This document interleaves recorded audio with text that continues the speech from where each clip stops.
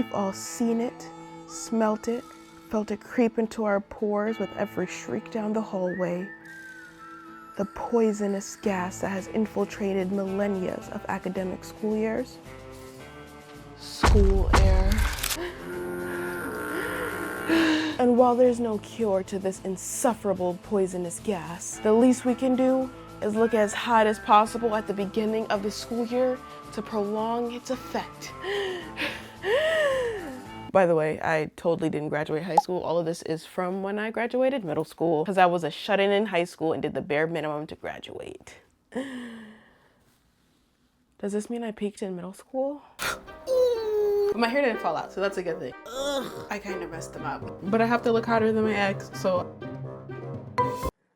Bro, my lip is legitimately peeling as I speak. Chap lip girl, chap lip girl. Now before we get into this, I want to make it clear that yes, everybody is beautiful and you don't have to care about your looks so much because there are other things in the world that matters. And while that is true, that doesn't mean we shouldn't look as hot as possible, should neglect the physical and internal needs of our body, walk around stinky, or be comfortable doing habits that we know isn't great for us, like living in a slop of a room. I was calling myself out, but then you looked at me, so then that made me be like, okay, maybe I'm actually talking about you instead of me. But I was talking about me. I'm talking about we? Sorry. I want to re-dye my hair, hydrate my face, whiten my teeth, clean up my eyebrows, wax my underarm, shave my legs, fix these talons of the feet that I have, maybe do a manicure too, clean up my damn room, and I want to implement more positive habits in my everyday routine instead of just the negative ones that are pissing me off. Let's get started. First and foremost, I'm gonna get my room together because I feel like it'll be really distracting for recording's sake. And while it is not this bad, my room has literally been worse. Something that I keep doing that annoys me so bad is make a mental list of everything to do and then tell myself I can't do this until that happens. For example, laundry clothes on my bed that's been there for like 3 weeks. I said I can't fold it until I wash my bed sheets because clean clothes on dirty sheets just doesn't make sense. But then I couldn't wash my bed sheets because I didn't have enough laundry to put it with, and it just wouldn't make sense to run a cycle with only sheets and a little bit of clothes. But then I have this pile of clothes of like jeans, hoodies, and skirts that I've worn once or so that I can't put in a laundry pile because they're not dirty enough to be dirty. So I lay them out so I wear them enough so they can be dirty. Then I can put them in a pile. Then I can wash the sheets. Then I can fold the clothes. So to combat this, 1, take the power of decision out of your hands. Whether you write it on a piece of paper, throw it in a hat and pick it, make those spinner wheels on Google, or post a poll of options on Instagram, literally do anything you can to take the choice out of your hands. Because it's really not that deep. I promise you it is not that deep. And if it is that deep, stop thinking about doing it and just do it.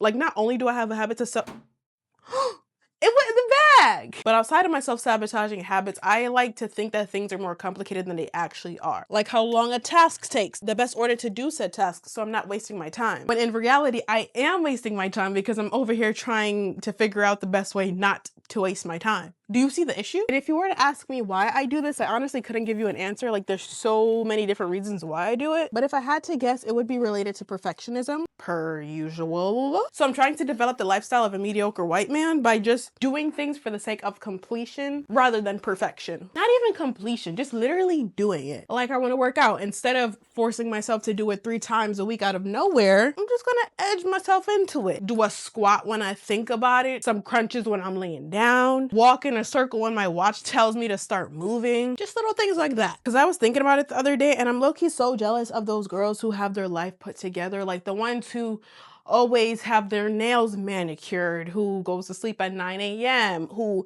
eats healthy and works out consistently. But that just sounds like such a draining lifestyle. Like they're disciplined. And I'm disciplined. And because of that gap in my head, it seems like it's gonna take years or take forever for me to reach that discipline level. But when you really think about it, what do you have to do in order to be disciplined?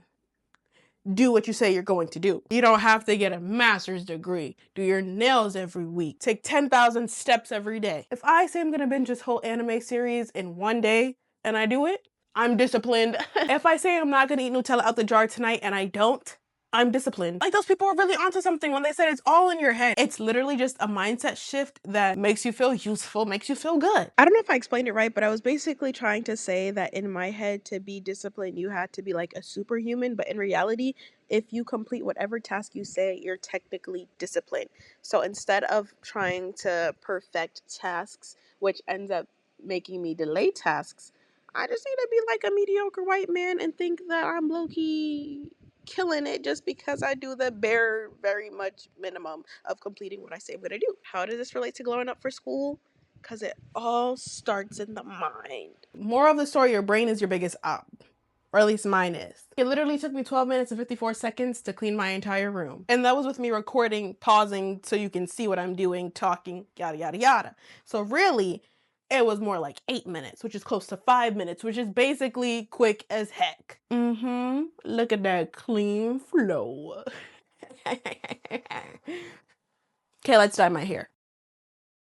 I have 3 containers of L'Oreal High Color and Color Magenta, Arctic Fox Semi-Permanent Dye in both color Wrath and Ritual, 30 volume developer, and a color sealant. And this is the starting point. As you can see, she's looking not well. Entire container of magenta. I didn't even start yet. Okay, we've got to be fast. 4 minutes each section, 5 sections total, and then I'll do like my roots. Let that sit until it looks developed enough and then wash it out, hopefully with 30 minutes total. This is such a pretty color. We're gonna split and pin away. Thin layer, because that matters just as much as small sections. And we're gonna leave a gap. Womp, womp. But drag it down to the color. Honestly, might go in with my hands. And I'm not too worried about how perfect it is because I'm gonna go over the section again with the Arctic Fox. And this time we're not gonna forget underneath because that does create a whole entire gap in your hair. Who would have thought? It took me 4 minutes to do half of one section. I need to lock in. Stop talking to me. Finished my hair. Do you see any brown spots? It's too late. The video's already posted. And I've had this in for, at most, like an hour so far, so I should definitely wash this out. But I want to wipe my eyebrows. Real close and personal.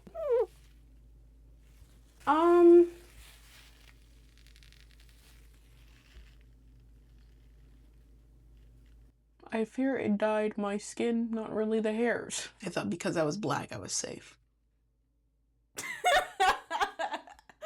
I don't think this camera is capturing just how bad it looks. Let me... Bro, I look goofy. Let me grab some alcohol to wipe it off. Oh, it is coming off. Ooh, my eye's burning though. It's like a hue of red, but again, I can't tell if that's just the skin underneath it or if it's the actual eyebrows, and I'm feeling like it's the skin underneath because of how obvious it is. Okay, let me go wash my hair for real before it all falls out and this becomes a different video. I shampooed my hair, didn't look at it yet. I didn't condition it either. Tomorrow I want to add the Arctic Fox on top, but my hair didn't fall out, so that's a good thing. You look at it first. How's the color? Whoa. It's really red. I mean, I like it. It's just like, whoa, you know? What I'm really concerned about is the back, because that was processing for like over an hour. From what I can see, the back actually doesn't look that bad. And my hair is actually really soft, which I'm concerned about, but I'm not gonna say too much in case that jinxes me. Anyways, let's get on with the rest of it. I don't do anything crazy with my eyebrows. I literally just brush it up, line it with a white eyeliner, and cut it with hair scissors and sewing scissors. Let's do extra dermal play on our face as well. If I've learned anything from my glow up journeys, it's that eyebrows make a huge difference. It literally alters the entire shape of your face with little to no effort. And this just gives me a guide of if I like the shape or not. Should we get up close and personal? Now, I wouldn't say I have the worst eyebrows, and it's kind of hard to tell from this clip, but to put in perspective, my family has made it a game to try to slick my eyebrows down. Lip gloss, spit, mascara, glue. Never worked, by the way. But I never hated my eyebrows, especially since it runs in my family. Because the hair scissors are so big, they low-key suck at cutting the hairs, which is why the little guy comes in. But because my face is so broad, I was always scared to cut my eyebrows because I feel like it would make my forehead look even bigger. Before we get carried away, we clean up the white before we clean up the cut. So it wasn't until the ripe age of 22 that I decided, let me shape my eyebrows and see what happens. I kind of messed them up. Because of this divot, it's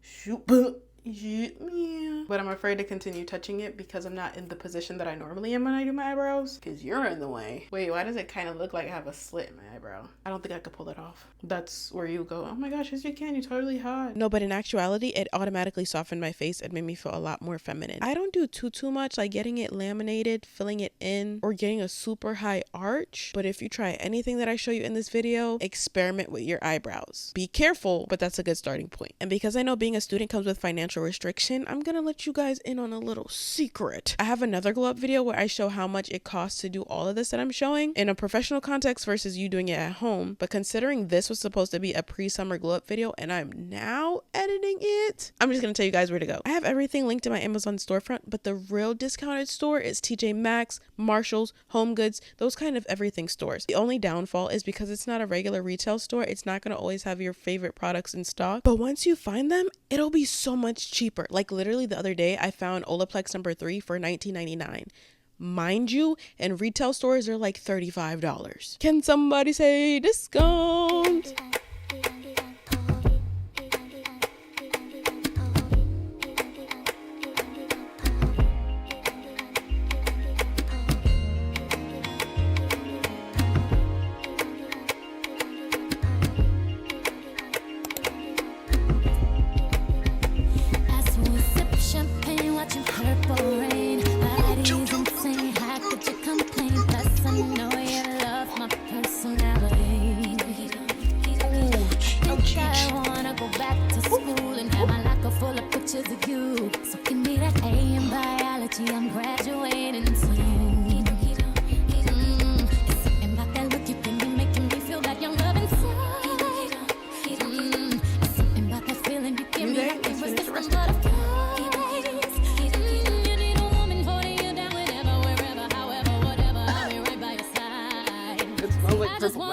This much ritual, this much wrath, Mummy, Magenta.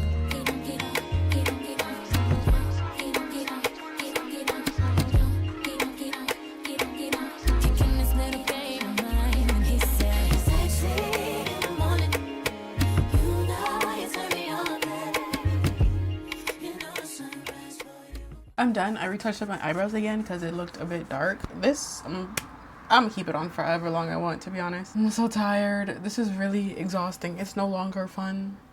But I have to look hotter than my ex, so I'll continue. You know, and that's another thing. Everybody's like, oh, glow up for you, look good for you, don't do it for me, and yes.